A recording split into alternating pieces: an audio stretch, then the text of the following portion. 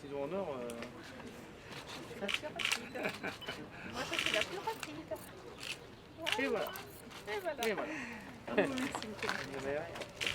Vous gardez peut-être. Oh non, mais je vais les distribuer. Je prends l'autre parce que ça doit côté.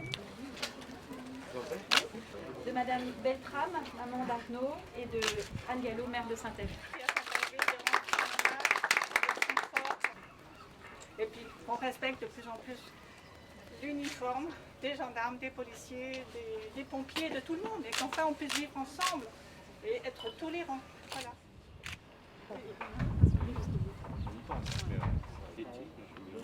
Bon courage à vous. Bon courage à vous.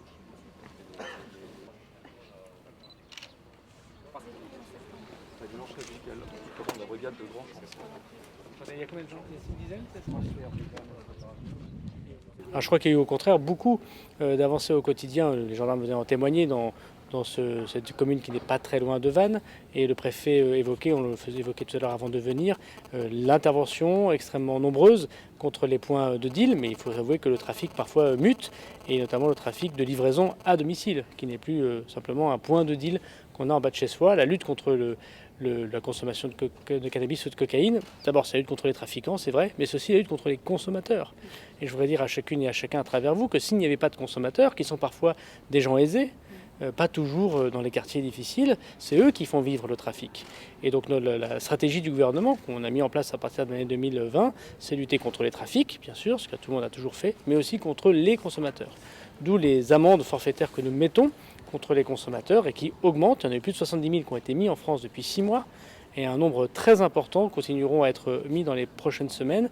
Et nous aidons les gendarmes, les policiers à être plus efficaces encore. D'abord parce qu'ils pourront tous mettre bientôt cette amende grâce à un téléphone portatif qu'on appelle le Néo, dont tout le monde sera équipé sur tout le territoire national, mais aussi parce que d'autres amendes forfaitaires vont arriver, comme l'occupation illicite des halls d'immeubles. Aujourd'hui c'est un délit, demain ce sera potentiellement une amende. Et donc je voudrais vraiment souligner le fait que c'est les consommateurs qui sont responsables des trafics.